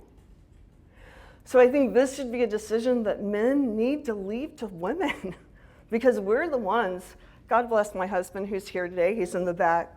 But when I was giving birth to our first daughter, which we both almost died, at a certain point, he said to me that he wanted to leave. Like the nurse asked him, "Are you okay?" And I thought, is he okay? I'm the one with another nurse sitting on my stomach so the baby wouldn't go back up, and been pushing for 3.5 hours. And anyway, long story short, is he okay? And afterwards, he would tell me that he had to hold on to the side of the bed because what I was going through was too horrible that he couldn't even watch it, and that he wanted to run out of the room, but he knew he couldn't leave my side. I wanted to be a mother more than anything in the world. It was worth it to me to go through that horrific, awful experience. She was dead when she came out, but they revived her, thank God. She's fine, everything's fine. But when I remember that birth experience, and I think about, oh, I'm now going to tell another woman who hasn't had the choices and the privilege I've had, you have to set yourself up for that potential death. We think of pregnancy as being safe in our world today. It isn't. It's still dangerous. So are we saving a life to tell a woman, oh, you must have this baby? When, especially in Texas, folks, our maternal care, you know what March of Dimes gives us a grade as? D-. And it's an F for people of color. So why don't we take care of the burning garage first? And then maybe we can revisit the concept of whether Roe v. Wade should have been overturned, or if the Dobbs decision should now be overturned. Thank you. Okay, why don't you say, we'll both stay up here at this time. So we're going to move to the Q&A. David, do you have a microphone? Sorry? You have a microphone? Who else has a microphone? Ed? Okay, so if y'all have a question, or Tom has a microphone, so if y'all have a question, they will come to you and bring you the microphone. 2 rules real quick for the Q&A. Actually, 1 rule, since I'm actually up here speaking. This rule is that what we're going to ask is that just be sure to ask a question, okay? Sometimes people like to go on and on and on about what they think about the topic, and we're all waiting for that question. They didn't have a question, they just wanted to enlighten us, right, about what they think. So for others, because there are going to be a lot of people wanting to ask questions, please just ask your question. If you need to set it up a little bit with some commentary to ask the question, that's fine. But please do that quickly and get to it. Again, they'll be alternating, so hold your hand. They'll bring a microphone and let you know whether you're next or whether you need to wait for the other person. Before we get to the audience, the 2 of us are going to ask each other a question real quick. So I will ask you the first question, if that's okay. Sure. So in an email to me, I had asked you actually first, at what point do you think that an abortion should be permissible? And at what point should it not be permissible? And if I recall correctly, you answered that you believe that it should be permissible up to 18 to 20 weeks and that it should not be permissible after that. I think it should be left to the woman and the doctor, basically. Me personally, what would I do? I don't think I could have ever had an abortion, right? But that's my personal preference. In terms of what should be legal, I think that should always be between the mother and the doctor, and the government should not be in our doctor's offices. So outside of, that surprises me because that's not the way I interpreted your email. So outside of the normal exceptions that you hear, which is the health of the mother, rape or incest, deformity. Some people say that she should be able to abort due to fetal deformities. So outside of those three, you still believe that abortion should be permissible for any reason whatsoever up until birth? Oh, I didn't say that. That's what I'm I wondering. think Yeah, it should be can between, clarify? again, because a doctor and a mother will know more about that specific condition and what that woman specifically needs than what the government will ever know. But just in general, I think most women know by the time they're about 4 months pregnant that they are pregnant and whether they want to terminate the pregnancy or not. I just think solidly saying across the board, this is when or when it should not be legal, that should be left to the medical profession. But in general, I think you should know by the time you're about 4 months pregnant for sure, whether you want to terminate your pregnancy or not. Okay, but even if it's between the woman and the doctor, I mean, it's very easy for the woman to say that, I just can't handle this right now. It's 7th month, I want to just go ahead and abort this. I don't know anybody, I've never met a woman who just decided at the last minute they didn't want to have a baby. Well, I think 2% of pregnancies are aborted in the 3rd trimester, so obviously our personal sphere is not, And I wonder sphere. how many of those 2%, the reason it's terminated is either due to the mother's health or fetal or viability outside the womb. Okay. Thank you for that. So did you have a question for me? I guess, what are we going to do about the burning garage? That's what I'd like. I think we're never going to agree. I think the people here who really pro-life, I respect you, I love you, I want good things to happen in your life. We may never agree on that. But what are we, the burning garage is burning, so how are we going to work together to put out the fire? So I agreed with you, as another area that I agreed with you is that we should be working on things where an abortion is not needed. I think you said that, and I amen to that. I agree wholeheartedly. I was reading an article in New York Magazine, and this lady was asking about her son had gotten a girl pregnant. The girl wanted to have the baby, and she was wondering whether her son should still be responsible because he didn't want to have to support a baby. And that's not the point that I was trying to get at. Oh, yes. All right. I'm sorry. I got off my train of thought there. So it was a different article. Glad to know I'm not the only one. Yes, that was in New York Magazine. And so the title of the article was "Celibacy is All the Rage." And it talked about how now women are more and more choosing to be celibate, although they didn't like the religious context of the word celibate. Instead, they're describing it as boy sober.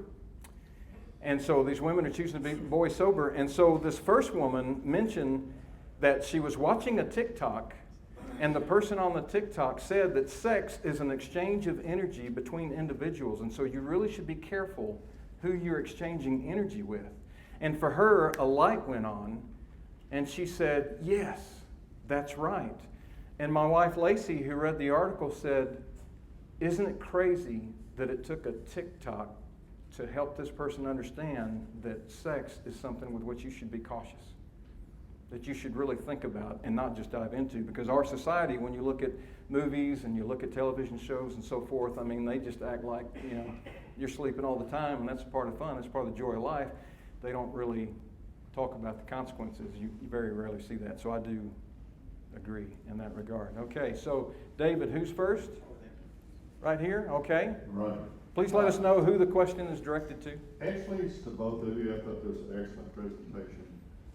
The anecdotal parts move me, but the solution won't be from people like us making the decisions.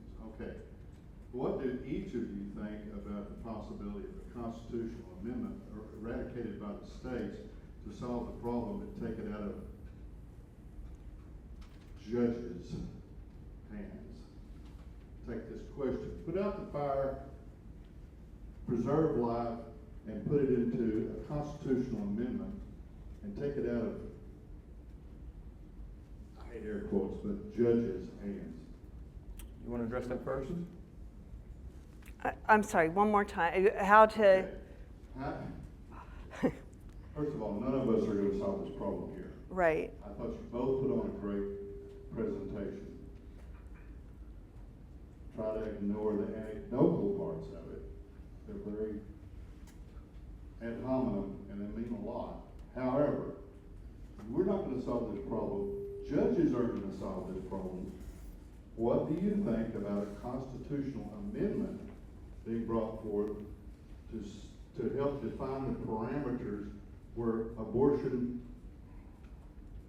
for instance, an ectopic pregnancy, tubal pregnancies, rape pregnancies, to define the parameters rather than have a bunch of judges who are not physicians make that decision? What each of you must have some sort of something to think about. You understand the question? Yeah. Do you mind if I answer? Sure, yeah, go ahead. What a wonderful question. And I don't know. The problem is a little bit like anytime the government gets involved, there's going to be a lot of red tape, right? Like we know people, like in my church right now, a woman, it would have been cheaper to have rehab at home, but they first forced her to go to a skilled nursing center because that's the way the insurance and Medicare worked, right? It didn't make any sense at all. Same with a lot of medical issues, right? It's like they don't do the most effective thing or even the cheapest thing, but what they've always done. So my concern about doing any kind of here are the provisions for what would be allowed and what wouldn't be could get pretty messy and maybe not be the most effective for all women. And again, it kind of contributes to the burning garage thing. One thing I didn't mention is now in Texas and in the 14 states that have eliminated or had trigger laws that went into effect to ban abortion, we are now seeing healthcare deserts. And God help a woman who needs to get an appointment with a gynecologist right now in Texas, because you're going to wait months if you're that lucky. And if you live in a rural area, it's going to be even longer.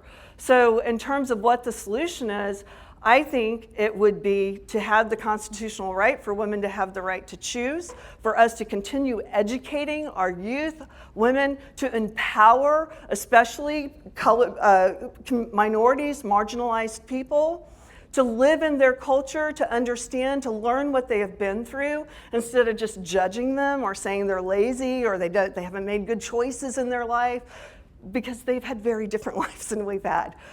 So I think part of the issue is expanding our ability to offer health care to all people. And I don't know that getting, I think overturning the Dobbs decision now would be the beginning of healing this situation. If I'm not mistaken, I think that Dobbs effectively did what you're talking about, because it returned the power back to the states to define what the law should be.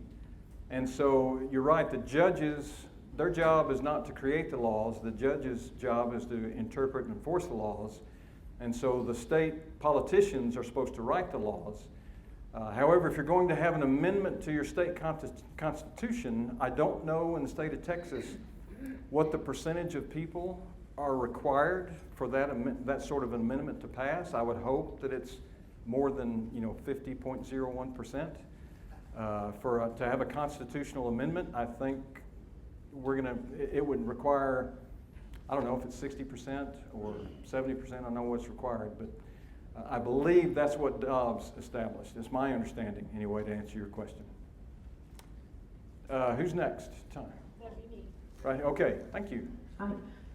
Thanks to both of you for thought-provoking presentation. John, I noticed that in your kind of happy ending stories about the children that ended up being happy with their lives, those are children who ended up in church-sponsored, I'll call them institutions, homes, not ones that had to stay in the home that they were born into.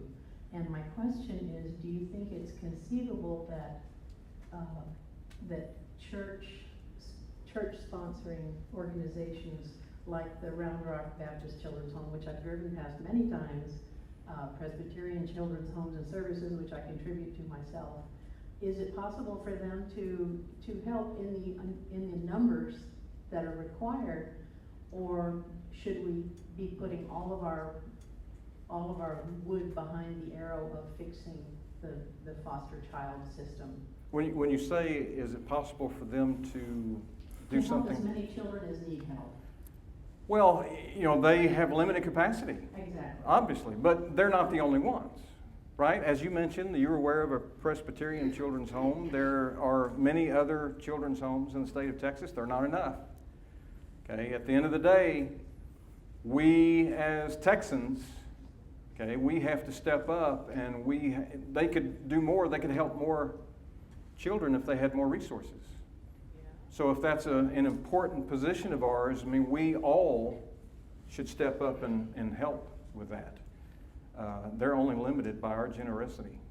So we certainly can't point the fingers at them. We got to point the fingers at ourselves. Did I answer your question? Well, the second point of the question was, or should we spend a lot more energy trying to get the foster system fixed? Yeah, so should we spend more energy getting the foster system? I don't know why we have to choose one or the other. We should definitely be putting energy into fixing the foster system. And the problem is that that's tied up in politics. And I detest politics. I detest politics because it's so disrespectful and intellectually dishonest. And because it is all about power. And because they all think at the end of the day, if they're in power, then good things are going to happen, right? Everybody's really going to like the stuff that we bring.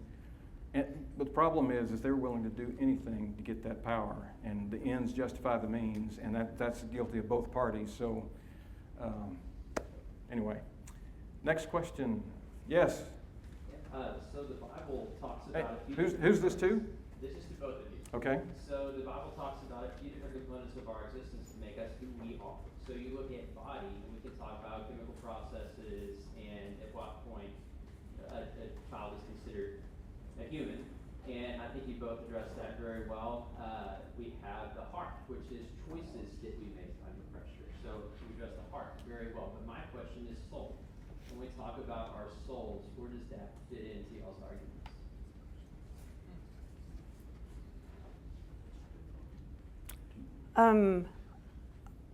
I went first last time. Okay, Yeah, fine. I don't mean to whatever you interrupt. want. Sorry. Ladies first, or if you let me do it. I think the soul is eternal. I don't think the soul can ever be killed. I think the soul it's the breath of life in both Greek and Hebrew. Soul is breath of life. So it is the breath of life that is within us in our earthly form. Then that's the breath of life that will continue after we are gone, and that is never destroyed. So that's obviously a question for theists, right? There are a lot of pro-choice advocates that are not theists, and it really wouldn't be meaningful or applicable to him. But the question you're asking is, when do we actually receive that soul? That's a very deep theological question that theologians have been debating for several millennia, obviously, and I can't tell you that I have the educated answer to that, but I personally believe that once a human being exists, that human being does have a soul. And so I do believe that soul will continue. And my sister, her very first pregnancy, she had a fetal issue that the fetus was not going to make it to birth, and did not make it to birth. but we still acknowledged her as being a human person. We planted a tree as a memory of her. And so, yeah, I believe that all the aborted humans have souls. Okay. Right here? Okay, yes, thank you. Who this to? Kathryn. So Okay. first, it was really bold to come in here, and I just want to thank you for your boldness. Most people wouldn't do this, and I appreciate you. I mean, honestly, and I appreciate you helping me understand your perspective. A lot of your argument, especially opening up about the prisons, seemed to be about the minimization of suffering, and you saw the tragedy of the suffering in the prisons.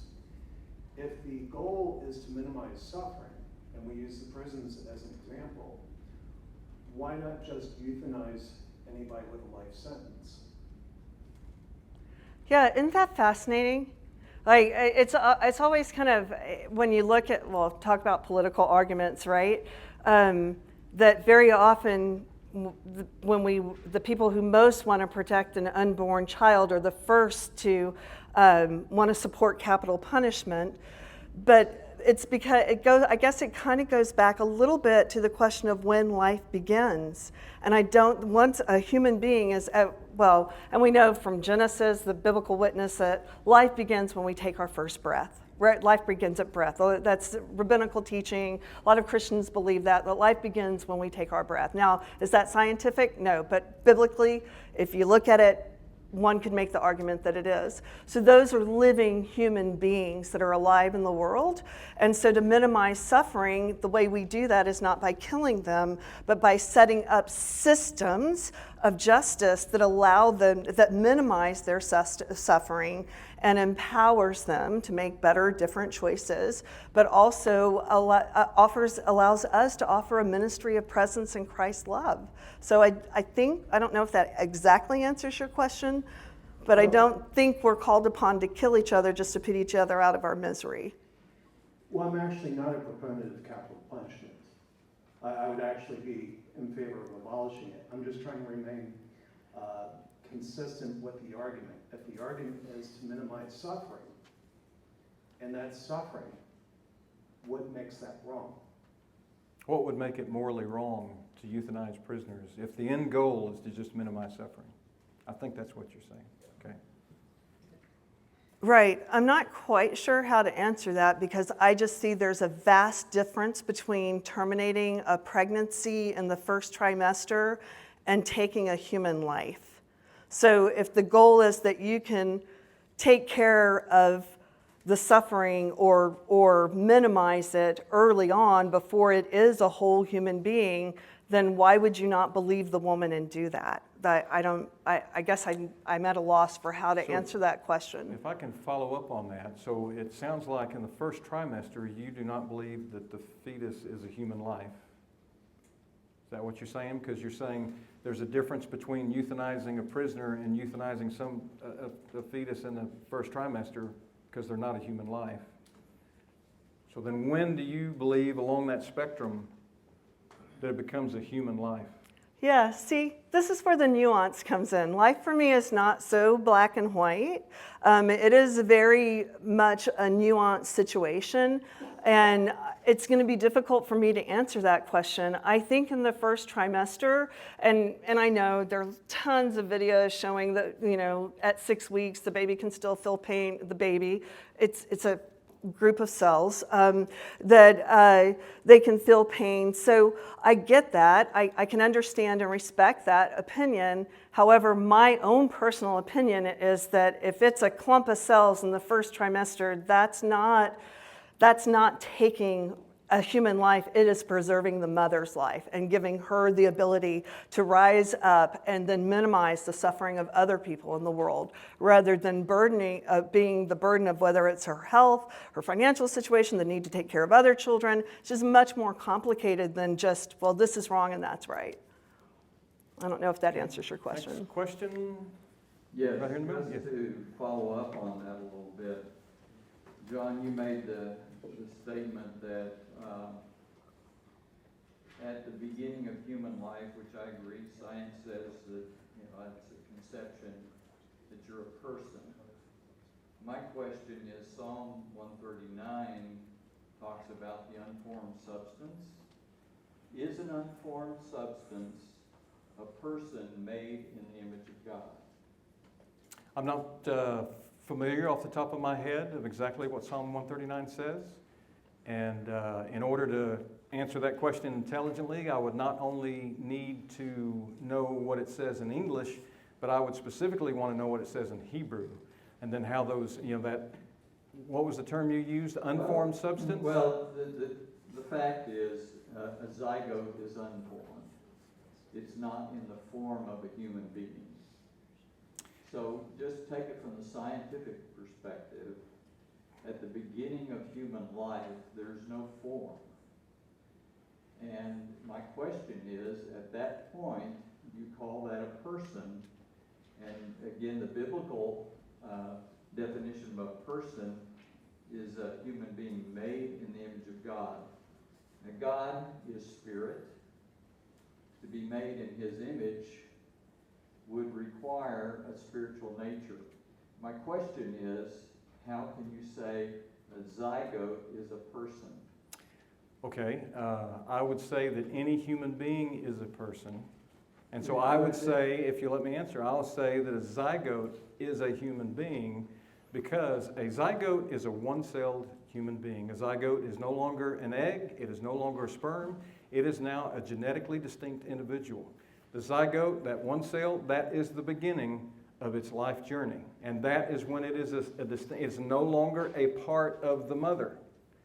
It is a one-celled human being that had its own genetic code, its own genetic sequence, and it will unfold from that point forward according to its own genetic sequence and the nature of the environment that it grows up in. So, aren't you conflating an organism with a human being who is made in the image of God? I don't believe that I am. I believe that a human zygote is the first stage of a human being. That's what I believe. So scientifically, I believe the zygote is where life starts of a human being.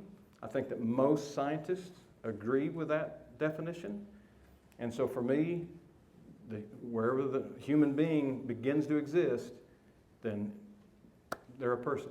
Back to your former comment, that's a philosophical. Personhood is a philosophical. But human being is also a philosophical statement. Ontologically, to be a human being means to have a spiritual nature, according to Scripture, right? I think you can define what a human is, and you can define what a being is, and using those two true definitions, I think that the zygote would qualify. It's definitely human. There's no argument that it's human. Okay, and it is a being. It is a distinct being with its own genetic sequence that is distinct from both the mother and the father. And again, at that point, when it's one cell, that's when it begins to unfold. Very quickly, within the first couple of days, the cells multiply. Okay, and then eventually it becomes an embryo. All right, and then the embryo turns into a fetus. Now, I'm not talking about potential. Becomes a human being made in the image of God, right? I'll just leave it at that. Okay. Yeah, I think I said my piece. So who's next?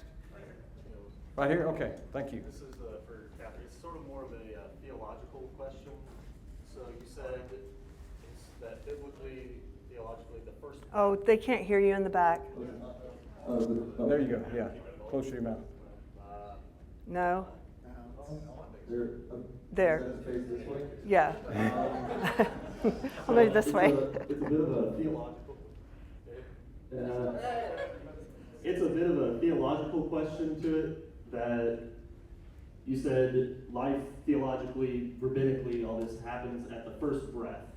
But with John the Baptist, when John the Baptist's mother met Mary, John leapt in her womb. He had not taken a first breath.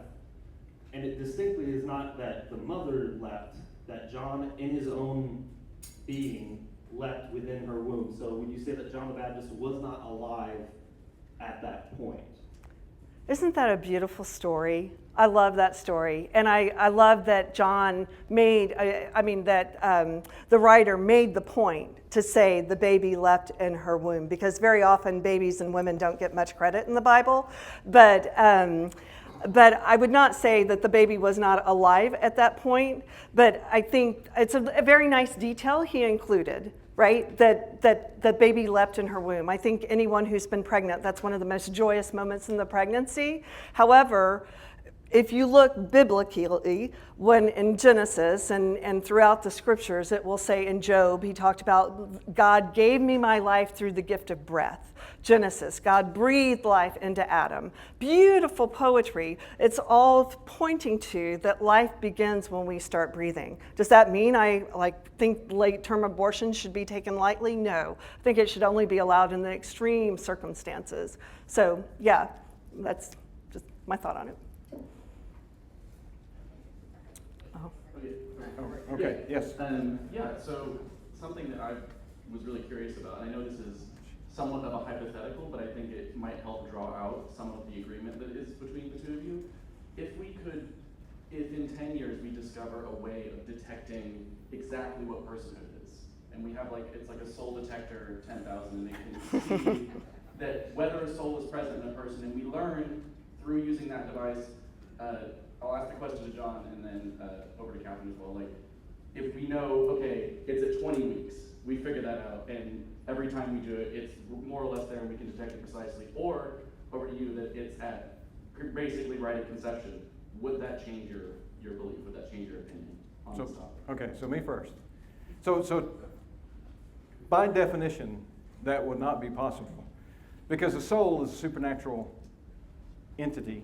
Okay, and science deals with the natural realm. So again, by definition, you wouldn't be able to do that. But if somehow we knew, maybe there was a new revelation, okay, from God in some fashion that we have 100% confidence in, and he says, no, you guys have been getting it all wrong. That's not what I meant you to think, and believe at all. That actually, I don't really put the soul in them until 20 weeks. Then I would acknowledge that if I thought it was a true revelation from God. I think that's very unlikely.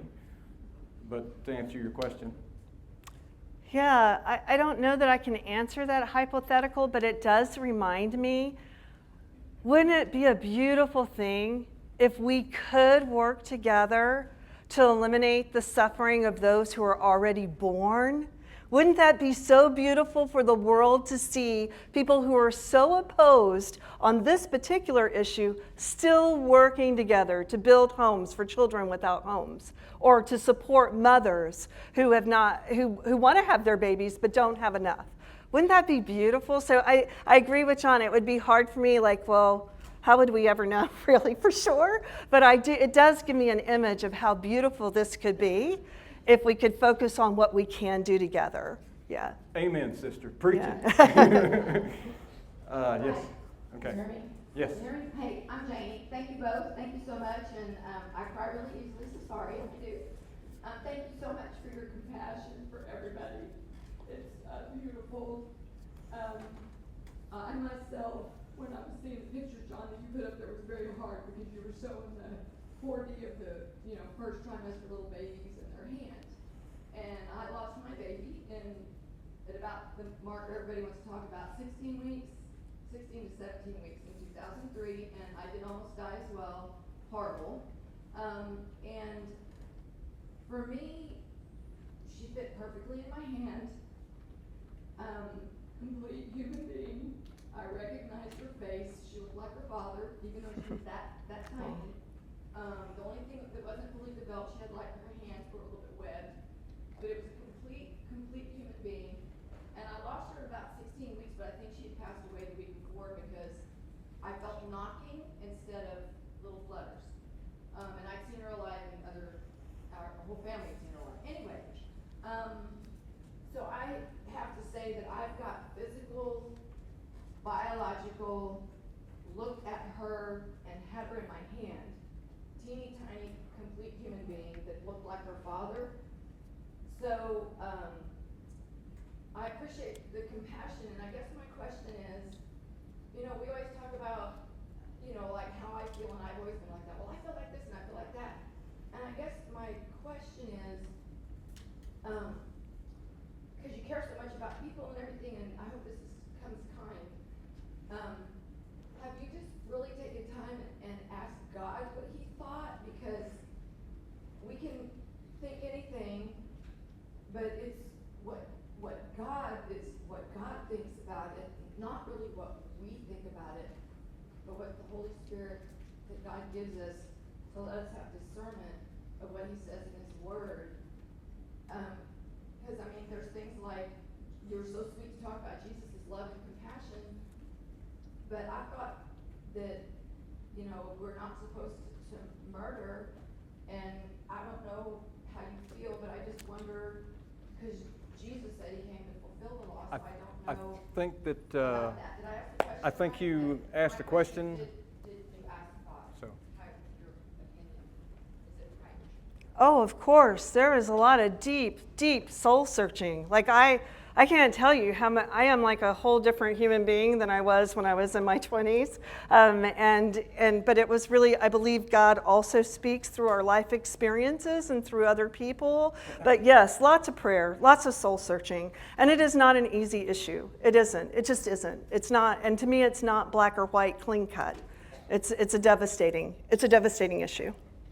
And I guess it brings me back to that, especially for the women who desperately want to have children, what can we do? Because now we've created a state where women don't have access to obstetrics, to good child care, to good health care while they are pregnant. And I don't think that was anybody's intention, but that's what's happened. So that's what we need to, what can we agree on and work on together?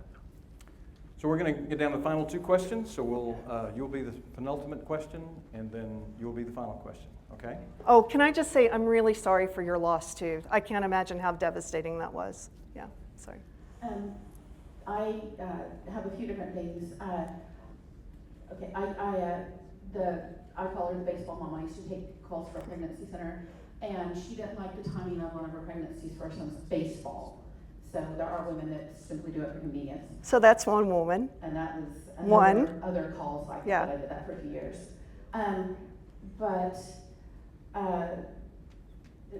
Kind of the sacrificing the future, if I don't have this child, my life would be better. But then we have the welfare state, the government taking care. We know that, especially in the Black society, there's fathers that abandon because they like finding stuff out and no one cares. That demeans women by having the fathers not being a part. They're told the government will take care of you. So my question is, like now we even have campaigns against pregnancy centers saying don't go there. So, and we have TikTok and Pink saying shout your abortion. If you don't like abortion, don't listen to my music. Society, their very first thought is, I think I'm pregnant, I need to schedule an abortion. That's where our society has gotten to, where we're not even thinking except me, myself, and I as the most important things. We've made ourselves as our own gods. And my husband keeps saying, what is my question? I'm kind of torn on the whole thing. Do we have too much government trying to take care with Section 8 housing and everything like that? Or should we go back to where we did have nuclear families and we had fathers that stepped up and took care of their children? Okay. Good I question. guess my response would be, again, back to that, I wish everybody could spend a year working in the inner city to see what's really going on in our families. And I've had the privilege of working people living below the poverty line. And I've had the privilege of working with parents who are trying to work 2 jobs and take care of their children, and all the odds stacked against them. I don't think we're doing enough. And that's a whole nother topic which we could talk about someday, that do the research about the school to prison pipeline and how the odds are stacked against people of color from the day they're born, really. But that's just a whole, I could be here another hour talking about that. But I don't think that by by supporting our families and providing things like free lunches for children or preschool or daycare, affordable, or even we're the only developed country in the world. And by the way, we have the worst maternal death rate and the worst in terms of preterm birth in the world, our country. So I'm not sure why we're stuck on this issue when there's a whole fire burning up the neighborhood, but we are the worst at it. And so I think that's the least of our problems, and we need to get to providing care for our mothers. We're the only country that does not have a guaranteed paid maternity leave for our moms. And that's sad. If other countries are doing it, why can't we? And maybe if we did do that, there would be less abortion. So I don't want to pick on marginalized communities who have already had the odds stacked against them so much, but to look at what are we doing and why aren't we doing more so that women wouldn't need an abortion to begin with. So you would say that outside of government that we should be doing more? I think that everybody should be doing more. I think the government should be doing more. I think, yeah, I don't know why we're always pointing fingers at poor people instead of looking at billionaires who are making probably 1,000% more than the average worker.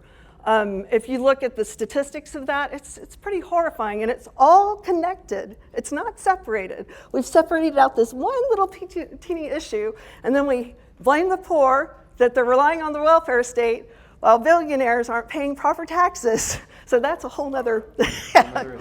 Yeah. All right, final question. Can you hear me? Mm-hmm. Yes. Firstly, I just really admire both of you, and I respect you both so much. Thank you. So just for context, I'm 21. I was born to a mother who was addicted to meth, and my whole childhood she was basically in prison, and I didn't meet her until I was in first grade. And so I say that just to ask, why is it, Kathryn, that you believe that the mother's choice to, pursue happiness in her life, pursue the optimal circumstances, financially, her marriage, whatever it may be, why does the mother's choice have more value than my choice of whether or not I get a chance at life? Because I know it's really easy to look at the circumstances of a mother and say, yeah, her kid is doomed, like they're going to be in a really bad situation, but given what we know about God and how he can take someone in a broken situation and redeem them like he did for me, and now I'm living such an amazing life, like why does the mother's choice to have that convenience in her life supersede my choice to have a life at all? What a beautiful story you have, and I am so happy for you that you have been able to create a life of meaning and purpose and a life where you can express a love for God and others. That is absolutely beautiful, and I'm so grateful, and I'm grateful for the question as well. I just think it comes back to the need to believe women, and not all people, like this is one individual case. So I'm so grateful that for you and for your witness and for what you're able to share with the world. And yet there are thousands, millions who don't have that story. So I think, and again, it goes back to, is it working? Did overturning Roe v. Wade work? It didn't. Abortion is still on the rise. Personally, like I said, I've never had an abortion. I don't think I could have one, but I also don't want to judge women who do, because I've not been in an experience where I needed one, where I desperately needed one, right? I was always privileged, I always had enough, I was healthy, but I just can't, I have to believe a woman who tells me, either for health reasons, abusive marriage reasons, I cannot do this now. I just have to believe her. Kathryn, thank you very much. Thank you. Appreciate your time.